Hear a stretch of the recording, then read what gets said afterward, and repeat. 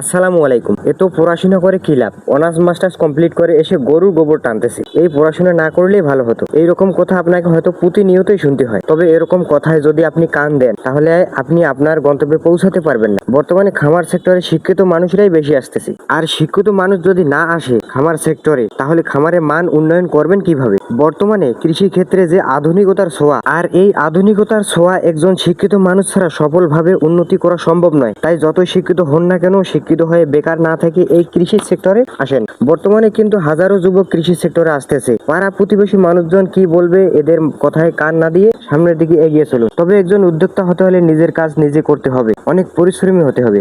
আর যদি আপনি ভাবেন যে এত পড়াশোনা করে আমি গরুর গোবর টানবো, তাহলে আপনার এই সেক্টরে আসার কোনো রকম দরকার নেই। কারণ এই সেক্টর হচ্ছে একটা আবেগ ইমোশনের জায়গা। এই জায়গায় গোবর মল যেটাই হোক না কেন সবকিছুই কাজ আপনার নিজেই করতে হবে। আর আপনি যদি কৃষি খামারে নিজে পরিচর্যা করতে পারেন তাহলে সফলতা অর্জন করতে পারবেন। মানুষ খাটিয়ে সে সেক্টর থেকে একটা ভালো প্রফিট করা এই আশা বাদ দিতে হবে।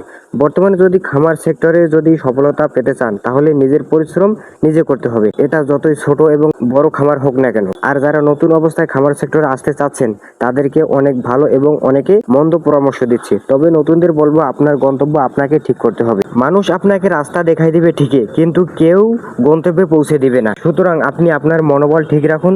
মানুষ চাইবে আপনি ভালো কিছুই করুন, কিন্তু সে কখনোই চাইবে না যে তার থেকে আপনি ভালো কিছু করুন। তো আসেন আমরা সবাই উদ্যোক্তা হই এবং বেকারত্বের হার কমাই। তো আমাদের জন্য দোয়া রাখবেন। আল্লাহ তাআলা খামারে এবং কৃষিতে বরকত দান করে। সবাইকে আসসালামু আলাইকুম ওয়া রাহমাতুল্লাহ।